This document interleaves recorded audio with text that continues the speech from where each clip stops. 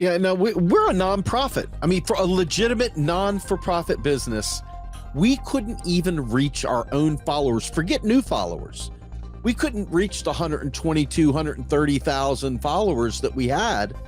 And if we tried, they would get these warnings to us that we were gaming the system, trying to do something for likes and clicks, as it would say.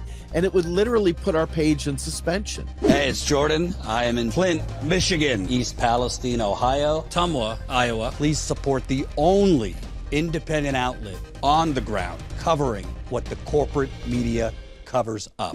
And there was something else that Mark Zuckerberg said that I find scandalous, and it's affected you, Steve, and Status Coup. And this wasn't really covered, really. People focused on him sucking up to Trump, which he absolutely is. But it kind of fell under the radar that he just kind of casually admitted that Facebook for years fucking motherfucker hiding independent news. Let's play that part. Fourth, we're bringing back civic content. For a while, the community asked to see less politics because it was making people stressed. So we stopped recommending these posts. But it feels like we're in a new era now, and we're starting to get feedback that people want to see this content again. So we're going to start phasing this back into Facebook, Instagram, and Threads while working to keep the communities friendly and positive. So let's be clear for those of you who don't know. In 2017, 2018, YouTube, owned by Google, this platform changed their algorithm. Their algorithm is basically just the brain that directs content into your feed. And they did it for a variety of reasons, but they did it essentially openly saying we are going to elevate authoritative news. And so CNN used to get like 5,000 views. All of a sudden it was getting 1 million views. Did people suddenly start loving Wolf Blitzer, or were their feeds getting stuffed with CNN? At the same time, outlets like me were disappearing in people's feeds. Unless you were kind of grandfathered in, like if you were Kyle Kalinske or something, Secular Talk, or channels that already had a big following, they might have lost a little bit of exposure, but they had already a big enough following. But if you were a new outlet, independent, you were kind of up shit's creek. They did that on YouTube. So Status Coup, we started after that algorithm change. And as a result, people that used to see me at the Young Turks, I still have viewers from the Young Turks suddenly finding my videos with Status Coup, thinking I've all of a sudden started this, not realizing that Status Coup has existed for 6 years. But it was actually worse on Facebook. We stopped even bothering going live on Facebook. We stopped really posting to Facebook because Facebook, the way Zuckerberg phrased it was we stopped recommending. That's their fancy way for saying we started hiding independent news so you wouldn't see it in your feed. So we were talking about it before, Steve. You have Real Progressives used to get a couple hundred people watching live on Facebook. Yeah. In fact, let me share my screen real quick because this is absurd. When you see this, it will absolutely blow your mind. I still think of this and it really breaks my heart. When you look at this, this is our page. We used to have 135,000 followers. And when we would go live, we'd have 300, 400, 500 people watching live on Facebook. No problem at all. We were getting 20,000 a day coming through. We were getting sometimes up to 30 million in a month of traffic. Now we're down to like a trickle. And we're on so many of their warnings for violating their terms of service that, you know, it's ultimately not even, there's not even a point in doing it anymore. It literally is the biggest crock of shit of all time. I don't even know why we do it anymore. It really stinks. I'm want to try to stop sharing here, but we would literally go live probably 3-4 times a day and have lots and lots of viewers. I mean, our stuff would be shared 500-600 times. You could see the number of shares, say like shared 600 times, 1,000 times. Now we're lucky if we get 2 people to share it. Now we're lucky if we get 3 people to see a post. And I have no idea if they'll somehow or another revive it. Which also, not to get violins for ourselves, I mean, we live and breathe this stuff. So it could get in your head like, oh, maybe people don't care anymore. Maybe people aren't into this anymore. No, they're not seeing it. That's the problem. People aren't seeing it. And what's remarkable about it, Obviously it affects us because, I mean, this is what I do full time. And, if you can't get your content out there, you're not going to be able to get new subscribers. You're not going to be able to get people to, sign up for $5 a month. You're not going to be able to expand. But beyond us, it hurts the communities and causes we cover. When you break a story, when I break a story, for example, on Flint or East Palestine, and you're already suppressed on YouTube, you're already basically hidden on Twitter, but then Facebook decides we're not going to recommend, i.e. we're going to bury and hide your content. The people that suffer the most are the people of Flint, who don't have the truth on their ongoing crisis and cover up exposed to the most amount of people. Hell, when I was at the Young Turks, that was 2016 and 2017. I was one of the few actual reporters at Standing Rock, right? When I would go live on Facebook, this was before they started this fuckery and hiding us. I mean, some Facebook lives I would do at Standing Rock, I'd have a few thousand people watching. I as modestly I could say, that's part of why more people came, because they were seeing my live streams. So it wasn't only that we were getting a lot of eyeballs, it was actually directly influencing the size of the movement. I can't tell you how many people said, I came after I saw your live stream. Well, if Standing Rock would have happened 2 years later and I was going live on Facebook, thousands of people, I might have been lucky to crack 50. That should be illegal. Not because it hurts me or Steve, because it hurts you. We cannot allow Elon Musk or Mark Zuckerberg or whatever fucking donors are on their board be the arbiters of who rises and who falls. Your content and your voice should sink or swim based on if people want to watch it. But people can't decide if they want to watch it if they're only seeing a couple people and they're not seeing the rest. And of course, I call it digital diarrhea. There's way too much content. There's way too many podcasts. And people only have so much time. But if you're offering something unique, which I believe we're one of the only outlets that is independent doing any on-the-ground reporting, and you're offering something unique with a focus on modern monetary theory and local corruption, generally people like that because it's not the echo chamber of all these channels giving hot takes and all talking about the same thing. But this is censorship. What Mark Zuckerberg did, and put a lipstick on the pig there, saying, "Oh, we just stopped recommending." What he did was called shadow censorship. It's Facebook literally had partnerships with authoritative news, meaning CNN or whomever, where they would elevate and basically artificially rig their platform to put those outlets in there while hiding us. Well, how can you even exist as an independent outlet?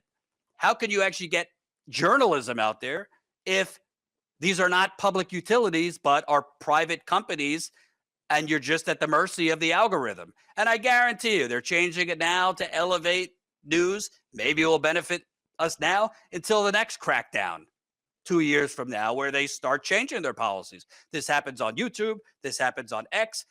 Forget it. I don't even think the numbers on Twitter are real anymore on how many people are watching. And Elon Musk is basically making it like a right-wing Drudge Report on Twitter, just a different platform. So I think this is a major thing, Steve, not just because it fucked us the last few years. And by the way, it's also predatory. And I'm giving you in the weeds now, but this is important because what they did, and I'm sure you know this, Steve, they hid you, but then offered you the chance to pay them to hide you a little less. Boost. So what Facebook was doing was they were not recommending you, i.e. hiding our channels.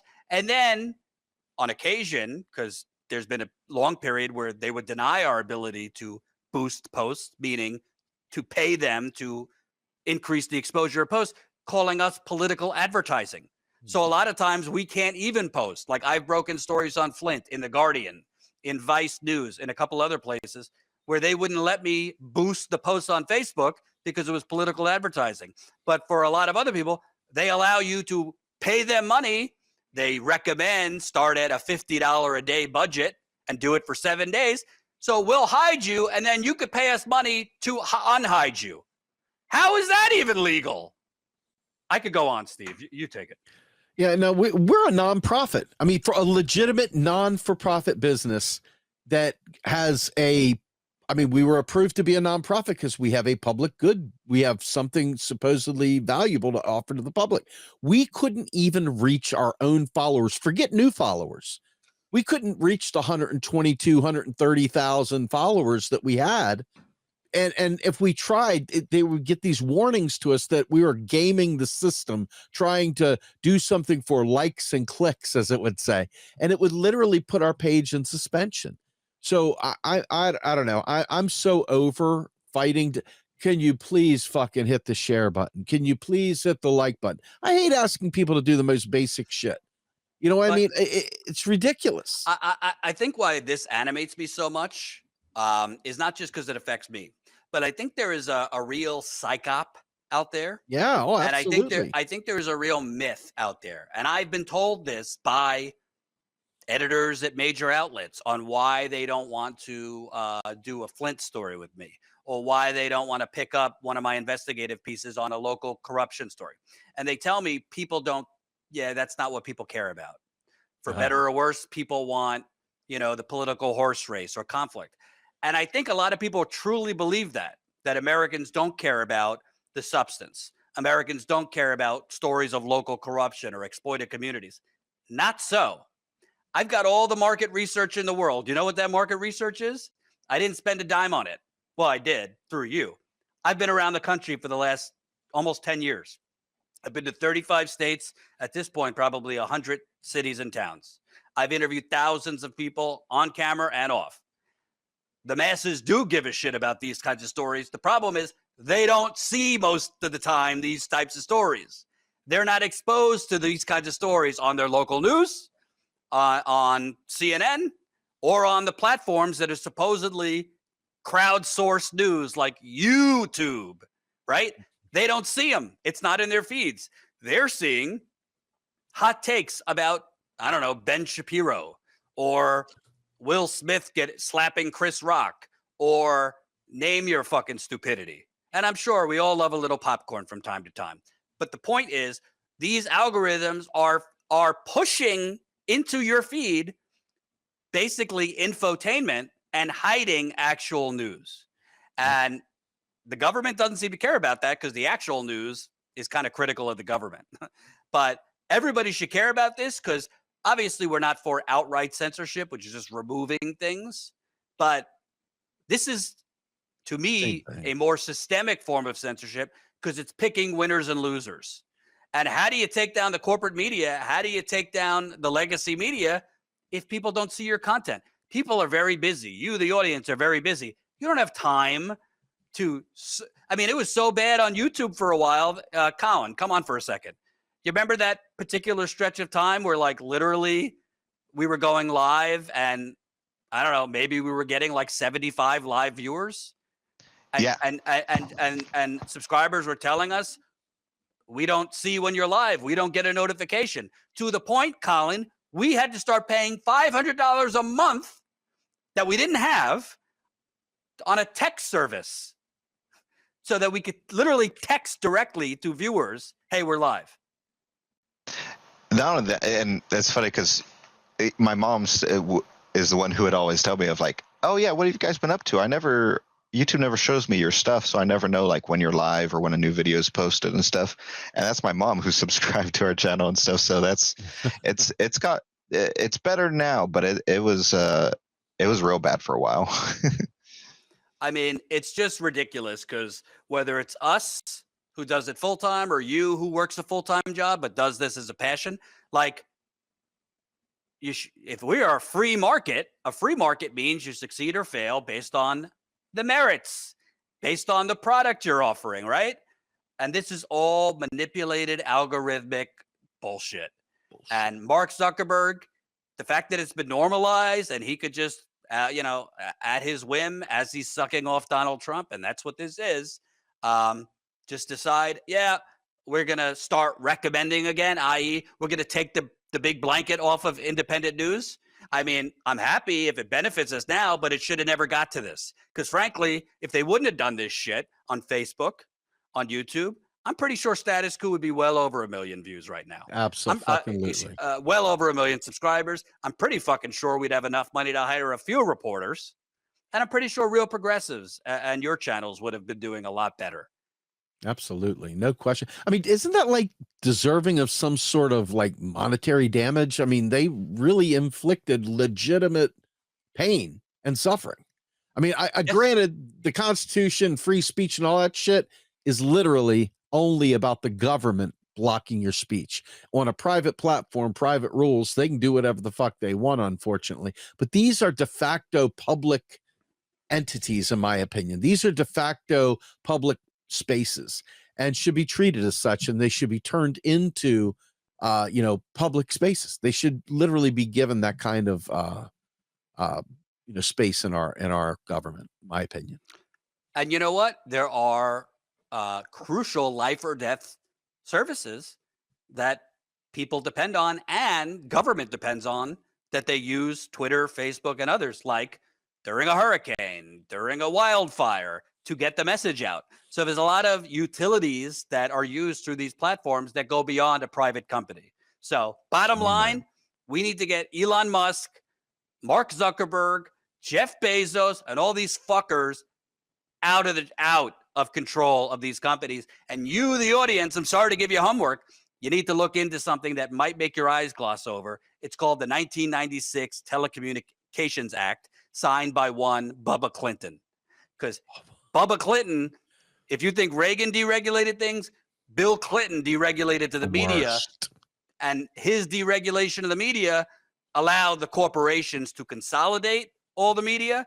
It allowed hundreds of radio stations, TV stations to basically be bundled under 6 multi-billion-dollar corporate conglomerates. And it paved the way for this social media monopolies, where you have Mark Zuckerberg at his whim, whatever's best for Mark and Facebook, to hide or elevate certain outlets. And just to put a pin on this, by the way, he's not doing this because he saw some epiphany. He's clearly doing this so that the FTC case and Trump stop the case against Meta. Let's play the clip. This is Lena Khan, I think a few days ago on CNBC, pointing out, she's the FTC chair that Trump's getting rid of, pointing out that, it just so happens, we're going after Meta to break them up. It is true that the FTC has been very successful, including in its ongoing litigations against Amazon and Facebook. And so it's only going to be natural that those companies are going to want to come in and see, can they get some type of sweetheart deal, right? Can they get some type of settlement that's cheap, that settles for pennies on the dollar, and lets them escape from a liability finding in court? Do you see that happening? Is that what you think is happening? I hope it won't. But again, I can't predict that. And we are set to go to trial against Facebook this spring, against Amazon in fall of 2026. Of course, they would want a sweetheart deal, and I hope future enforcement. No wonder she's gone, huh? 2 + 2 = 4. Mark Zuckerberg isn't putting a UFC fucking buffoon on his board, on Meta's board, if that UFC buffoon wasn't a diehard MAGA BFF of Trump, one Dana White. What business does Dana White have on Facebook's board? And Mark Zuckerberg wouldn't be giving Trump $1 million to his inaugural committee if not for Trump to put an end to this monopoly that is Facebook, so that Mark Zuckerberg wants to continue to have the power to elevate or hide certain news.